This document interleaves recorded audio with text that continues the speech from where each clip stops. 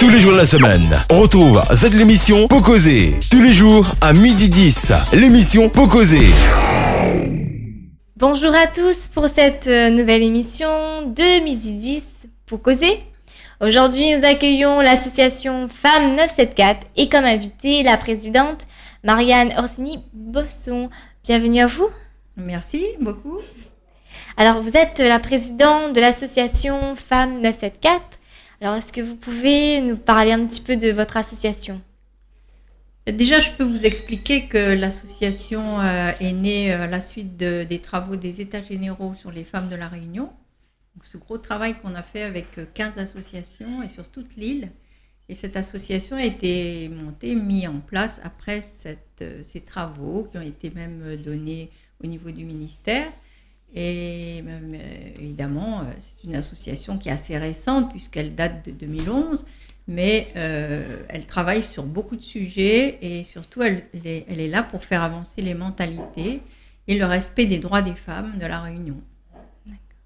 Alors, vous êtes présidente depuis toujours ou avez-vous commencé à être présidente en cours d'année ? Non, j'ai été plébiscitée depuis le début et personne pour l'instant n'a souhaité me remplacer, mais il va falloir le faire bientôt, sûrement en 2018, j'espère. Et qu'est-ce qui vous a donné envie justement d'être présidente de Femmes 974 ? Bien, c'est pas une envie, c'est que on m'a demandé de le faire parce que évidemment, comme il y avait beaucoup de partenaires à l'époque, beaucoup d'associations, chaque association a son activité et moi, en fait, j'étais là un peu pour coordonner l'ensemble et ça a été mon travail pendant les États généraux. Donc, on a pensé que j'étais la mieux placée pour les passerelles entre les différents organismes. Alors, nous allons aborder un point important quand même.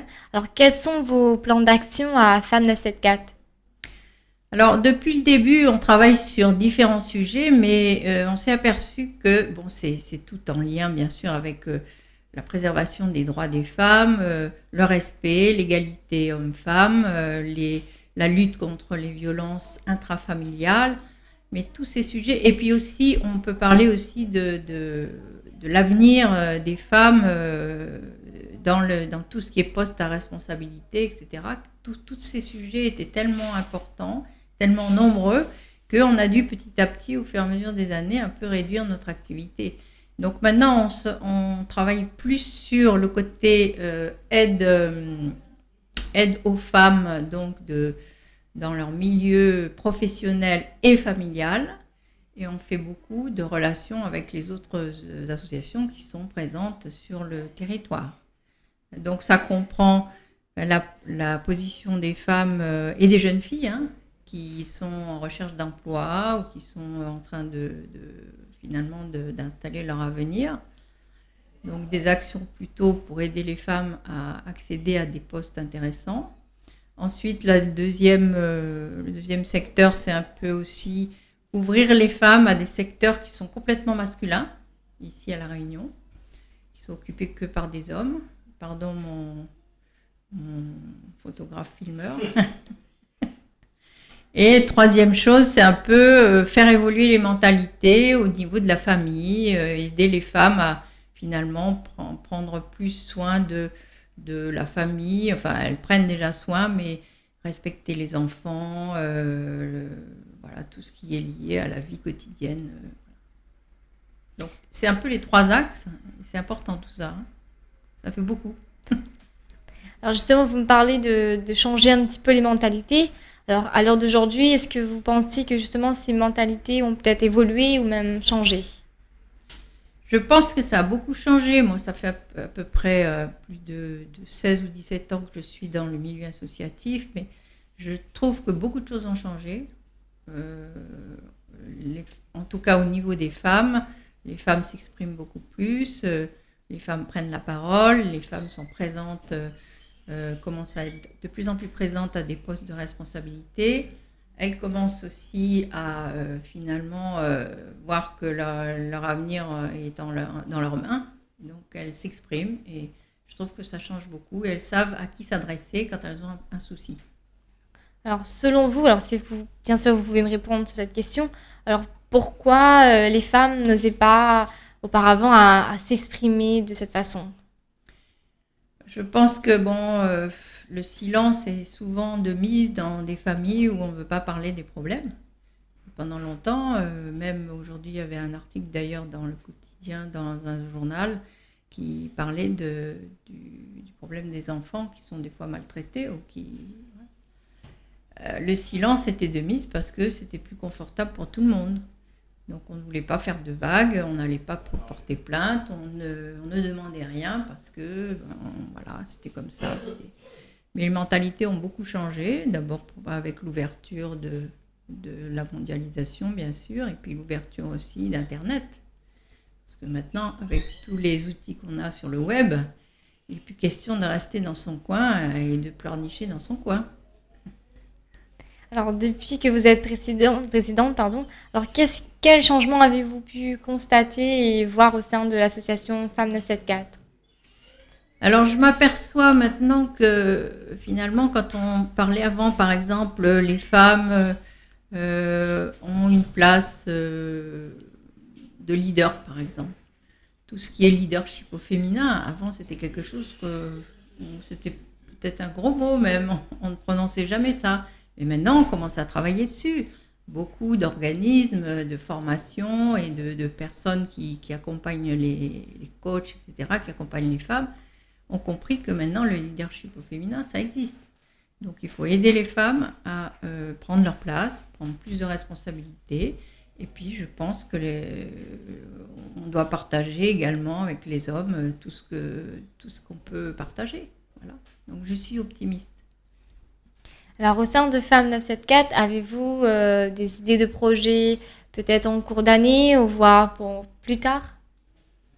Alors déjà, depuis quelques années, on a quand même travaillé sur divers sujets, notamment l'égalité professionnelle, par exemple. Ça a été un cheval de bataille assez important pour que finalement on puisse arriver à ce que les femmes soient payées de la même façon ou que les hommes, ou que les femmes aient par exemple autant de responsabilités ou qu'elles puissent avoir accès à des formations, chose que souvent était laissée un peu pour compte parce que les femmes sont souvent occupées par d'autres tâches. Donc, tout ça, on a fait bien avancer la chose. Il y a beaucoup de lois qui sont sorties.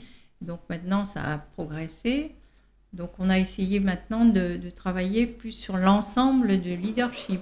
C'est-à-dire que finalement, notre séminaire de l'année dernière sur les femmes leaders a été assez intéressant parce qu'on s'est aperçu que la prise de conscience était là. Et d'ailleurs, on a interviewé 3 femmes, et on a donc un document qui est assez intéressant, des femmes qui sont à la tête d'associations très importantes, notamment par exemple l'association Tamoul. Ensuite, on a aussi interviewé la présidente des femmes agricultrices. On a interviewé une grande chef d'entreprise qui est sur la place dans le milieu de la restauration et des événements. Tout ça, ce sont des femmes qui ont énormément de punch. Et donc voilà, on essaye, nous, de faire comprendre à toutes que chacune a sa place. Donc on a déjà ça, on continue de travailler là-dessus. Ensuite, on a la place des femmes dans tout ce qui est métier de l'audiovisuel et du cinéma. Donc là aussi, on a commencé l'année dernière avec un atelier qui s'appelait le CLAP, qu'on avait organisé pour le 8 mars avec la Cité des métiers de Saint-Pierre. Donc cette année, on remet la chose le 8 mars avec des réalisatrices, des assistantes de production, des productrices, toutes ces personnes qui sont ici à La Réunion et qu'on n'écoute pas souvent parce qu'elles ont des postes très intéressants et je pense que c'est l'avenir, tout ce qui est technologie. Il y a peu de femmes qui se lancent là-dedans, donc on voudrait les booster un peu. Et à ce sujet, donc je voudrais vous parler aussi de ce festival qui s'appelle Les femmes du 7e art en Indiane-Océanie. Donc c'est un événement pendant lequel on va à un genre de festival de films de femmes, mais pas seulement de femmes, parce qu'il y a aussi des hommes qui savent parler de la condition des femmes, qui savent très bien en parler. Donc on va voir. Cet événement sera organisé en principe à la fin 2017 à La Réunion. Et on invitera toutes les femmes qui sont autour de ces métiers, qui voudront venir et qui sont originaires de l'océan Indien. Voilà, donc ça c'est déjà énorme, tout ça. Maintenant, si on n'obtient pas de partenaire, ben, ce sera reporté en 2018. Voilà, le partenariat est en cours. Et à l'heure actuelle, avez-vous déjà d'autres partenaires, d'autres associations qui vous aident par rapport au but que vous êtes lancé à Femmes 974 ? Ben, on a pas mal on peut dire qu'on a un réseau depuis le début. On a un réseau d'une quinzaine d'associations qui sont essentiellement sur la lutte contre les violences faites aux femmes, d'autres associations qui font la promotion des femmes, par exemple, dans le milieu agricole. Enfin, on a tout un tas d'associations qui participent à nos travaux. Et en fait, nous, on n'accueille pas du public, mais on oriente toutes les femmes qui nous contactent vers ces associations et on partage le travail comme ça. On travaille ensemble, les mains dans la main. Donc ça, c'est un travail qui est beaucoup plus constructif que d'accueillir du public et de dire « Ah bah tiens, moi je vais tout faire pour vous ». Donc on travaille ensemble dans un système de réseau. Plusieurs associations travaillent avec nous et notamment même des organismes institutionnels. On a été toujours aidé par la délégation aux droits des femmes de La Réunion. Et ça continuera, j'espère. Hein. Je ne vais pas citer toutes les associations, mais on a Chance Égale, on a le CEVIF, on a aussi des organismes, par exemple, comme la Cité des métiers, qui nous accueillent pour qu'on puisse un peu booster les femmes sur les métiers, par exemple, les métiers qui sont masculins. Voilà. Oh, je pourrais vous en parler pendant 1 heure. Hein. Alors, selon vous, à l'heure actuelle, y a-t-il quand même beaucoup de femmes qui essaient de se lancer dans des métiers où on se dit que c'est plus réservé aux hommes ? Eh bien, c'est un peu difficile. Ça commence. Mais il y a encore beaucoup de jeunes et de moins jeunes, parce que ce n'est pas réservé aux jeunes. Ça peut être très bien une reconversion, hein, pour quelqu'un qui a, par exemple, perdu son travail, ou une femme qui a été pendant longtemps, par exemple, s'occuper de ses enfants, a décidé de se reconvertir. La technique, la technologie, ça commence, mais c'est timide.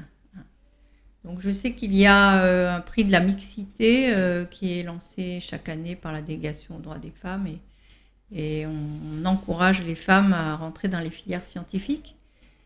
Mais il y en a qui font de la recherche, il y en a qui, c'est ouvert à tout le monde, mais il ne faut pas s'interdire ce genre de filière, bien qu'on dise toujours, dans des écoles d'audiovisuel, il y a 75% d'hommes, et même les 25% qui restent, après on trouve à peine 10% dans le milieu professionnel. Donc ça veut dire que même si les femmes rentrent dans des filières et dans des écoles, après quand il s'agit de travailler sur le terrain, souvent elles disparaissent. Voilà. Alors, selon vous, qu'est-ce qu'on devrait peut-être changer ou améliorer, voire même modifier au niveau des pensées, que ce soit des hommes ou des femmes, afin que les femmes puissent mieux s'affirmer à l'heure d'aujourd'hui ? Je pense qu'il n'y a pas de baguette magique, hein, il n'y a pas de mode d'emploi. Moi, souvent, on m'appelle pour me demander « Qu'est-ce que vous pensez, justement ? Qu'est-ce que vous voudriez qu'on fasse ?» Nous, on fait déjà beaucoup.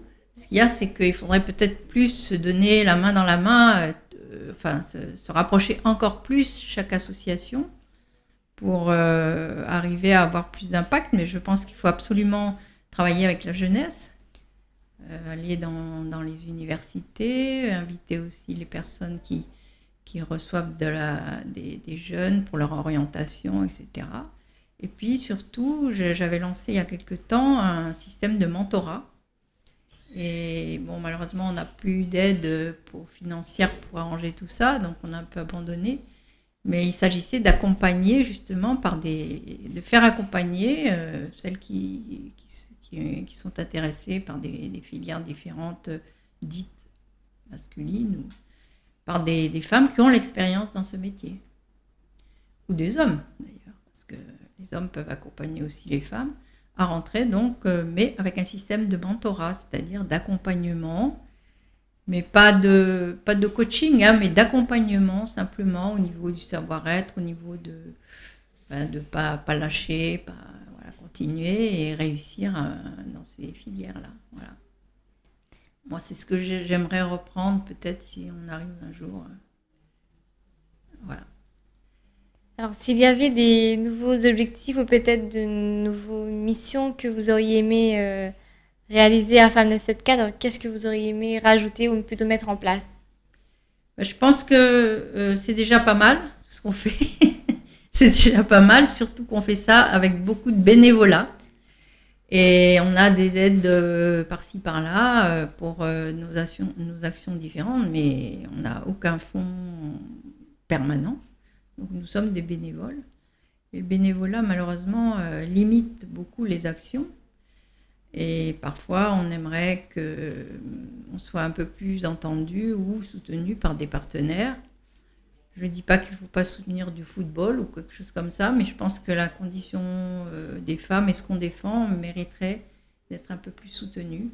Donc j'aimerais pouvoir faire un grand plaidoyer auprès des entreprises et des organismes qui pourraient nous aider à plus d'actions et faire plus de place aux femmes. Alors, si nous-mêmes, en tant que femmes, on se sent interpellés par justement les Femmes 974 et qu'on a envie de voir un peu plus sur vous, alors est-ce que vous auriez par exemple un site à visiter? Oui, alors on a un site qui est assez bien fourni, enfin j'espère, avec un peu l'historique de l'association et puis les actions. Donc vous avez normalement tous les plans d'action qui sont déroulés par année et vous pouvez voir tout ce qui se passe, puis vous pouvez prendre contact. Maintenant, comme je vous dis, comme on ne reçoit pas de public, mais on reçoit des appels téléphoniques et on oriente des personnes quand elles en ont besoin. Et puis on les invite surtout à venir sur nos événements. Et on a aussi une page Facebook. Donc on a un site qui est à l'adresse www.femmes974.info et on a aussi une page Facebook. Donc la page Facebook, c'est plus pour informer sur différentes actions et puis surtout pour faire un relais par rapport au monde entier, puisque Facebook, c'est le monde entier. Voilà. On est des citoyennes du monde aussi. Alors, toute dernière question. Si vous aviez un message à faire passer justement aux femmes, ou aux jeunes femmes, afin de pouvoir les aider à mieux s'affirmer, alors qu'est-ce que vous aimeriez leur dire? Je dirais toujours que chaque personne se sent ou ne se sent pas à faire quelque chose, mais il ne faut absolument pas s'interdire de vouloir faire quelque chose. Il n'y a aucune personne ni aucune condition qui peut empêcher une personne, une femme en l'occurrence, de faire de sa vie ce qu'elle a envie qu'elle soit.